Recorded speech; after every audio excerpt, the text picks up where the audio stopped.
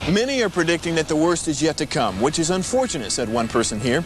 Until now, they've enjoyed the reputation of being the nation's icebox. Watched a burglar in his home this morning by webcam. As a journalist of over 25 years, stories are what make my world turn. Reporting live from the Dallas newsroom tonight, Jeff Crilley, Fox 4 News. But in 2008, I took the jump from my familiar life and started a PR firm from my home. We're talking about anyone with a camcorder like the one I'm using becomes a television network. We started slowly growing the company, and we now have over 100 clients, and we've branched into the world of live digital broadcasting. I now own 8 different TV studios and have a huge team, and the stories that I now get to share are sometimes the most important of my life. Life has a funny way of coming around full circle. This is the Jeff Crilley Show. Welcome to my show. It is Earth Day, and we're thinking about all things green. And joining us right now from Joplin, Missouri, is the head of ZAF Energy Systems, Randy Moore. Randy, welcome to the show. Thank you, Jeff. I appreciate being here. Well, it seems like the development of batteries is just moving at light speed. Just a few years ago, electric cars, they were having trouble. They couldn't get it right, and we've seen advances in electric cars. And what your company is doing in Missouri is just really, really impressive. Explain how something that Thomas Edison was dealing with, a century ago, has come back to pay dividends today. Well, yeah, you're exactly right. Thomas Edison was working with nickel-zinc batteries around the turn of the last century. And actually, a little-known fact is that the electric cars preceded internal combustion engines. The first cars were electric. And in fact, they used nickel, zinc, and nickel-iron batteries. So, no kidding. Yeah, and the problem with the batteries back then is that they didn't cycle very well. That they had problems with drying out. They had problems with growing dendrites, which kind of looks like fuzz inside of the battery. And so it took a while for material science to catch up with these problems and solve the problems. Lead acid also has its own problems with sulfation, but it was easier to make, cheaper to make, and it cycled better than the battery. So lead acid's been around for 100 years. And now nickel zinc is ready to come on the scene and displace some of that lead acid. And environmentally, it's a much friendlier battery to make and to recycle. Well, you had a ribbon cutting a couple of years ago, and I think your company's grown tremendously since then. I was just really impressed at the different verticals you're in: data center, trucking, aerospace defense, marine, medical. What's going on in Missouri? How are you doing this?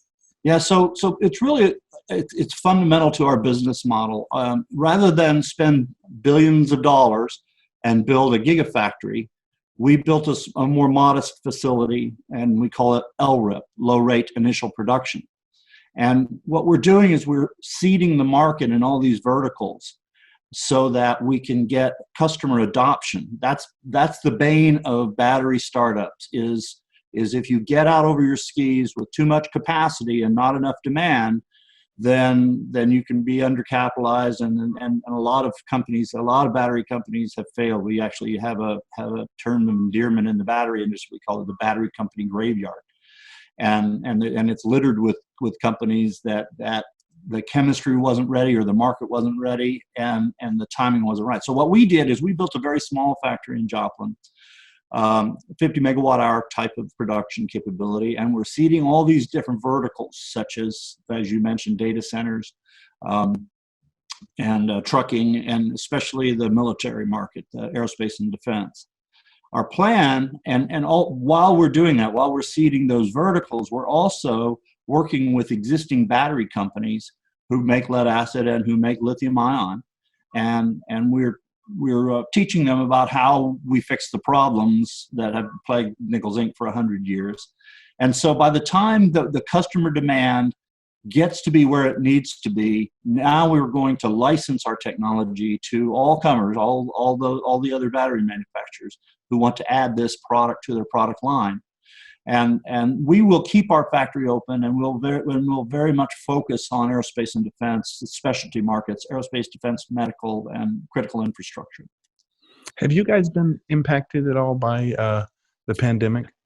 I have to say I'm really proud of my team. We got a letter early on from both the Air Force and the Navy, and that indicated that they considered us to be part of the critical infrastructure defense industrial base. And I shared that information with my team. And so even though Missouri is one of the states that did a stay-home order, because of our position as a defense industrial base, we kept our doors open. And we have really we haven't had a lot of impact from what's going on. Our supply chain, we had enough inventory to keep going. Our supply chain, we had a little blip for some chemicals for a couple weeks, but it didn't interrupt operations. Our personnel, our people have all been troopers through this, coming to work. We only had a couple who, for personal reasons, had to fall out, but we have been open for business. In fact, because we got these communiques from the Air Force in particular, one of our vendors in Minnesota was going to shut down. And we asked them not to prioritize this tool we needed for the Air Force job. And we told them about the letter we got. And they asked us for a copy of that letter. We sent it to them, and they decided not to shut down because of that. Wow.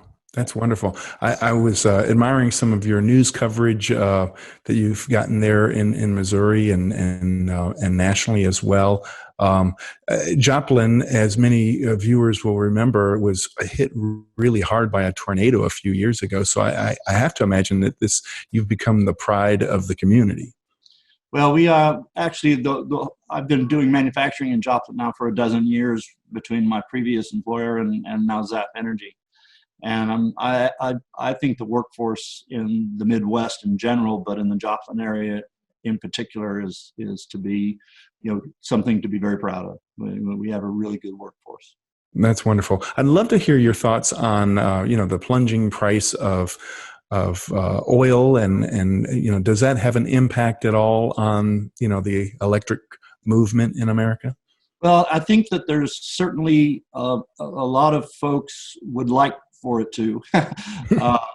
I think that once the coronavirus passes, all the publicity around it and so forth, I do believe that we will be seeing oil prices come back up.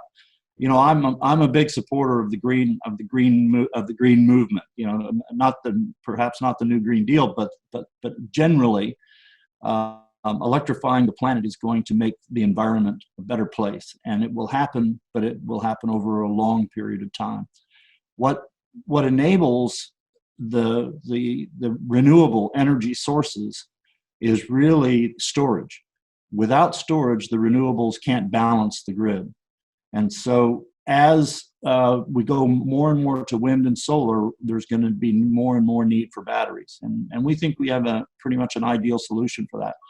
This is also, as I said earlier, this is the greenest battery I've ever dealt with. With my former employer, I dealt with over 30 battery chemistries. And I'll tell you this, no battery is good for the environment, but some are less bad. And we probably got the greenest battery on the planet. You could actually legally landfill this battery. Now, we won't. We're going to recycle it because there's valuable material inside it that can be reused in the next battery we build. But it is a very, very green battery. It's got nickel in it, which, nickel's not toxic. It's got zinc, which we take as a human supplement. And the electrolyte is called potassium hydroxide, or KOH. Now, KOH in condensed form is caustic, but in diluted form, and we use a diluted form in our battery, it actually is the ingredient in many shampoos and home and household soaps. So if it gets out into the environment, it's not going to do any damage. Yes. And I think if there is something good that came from the pandemic, it took so many cars off the highways that we've all had a chance to observe what it's like when the air is clean and we're not polluting the planet. So thank you for everything that your company is doing to help us all celebrate Earth Day. Yeah, I'm really pleased to be part of it. Okay, Randy, is there anything else that you guys in Joplin are doing to celebrate the planet today? Well, I'll tell you this, that I learned recently that Tesla has indicated that they're going to build their Cybertruck plant somewhere in the Midwest. And I learned the other day that Joplin has put together $1 billion incentive package to try to get Tesla to build the Cybertruck in Joplin. So if that happens, we'll be building environmentally friendlier trucks here in Joplin pretty soon. I know I put my pre-order in for one already, so I'm excited. I'll be excited to, if I could take delivery here in Joplin, that would be super. Absolutely. We're going to put your website up, and people can get a hold of you through your website. Give us the domain name again. It's www.zafsys.com. That's ZAFSYS.com. Outstanding. Randy Moore, you've been a great guest. Thank you so much for being on the show. Thank you very much. That's it for now. We'll see you next time. Bye-bye.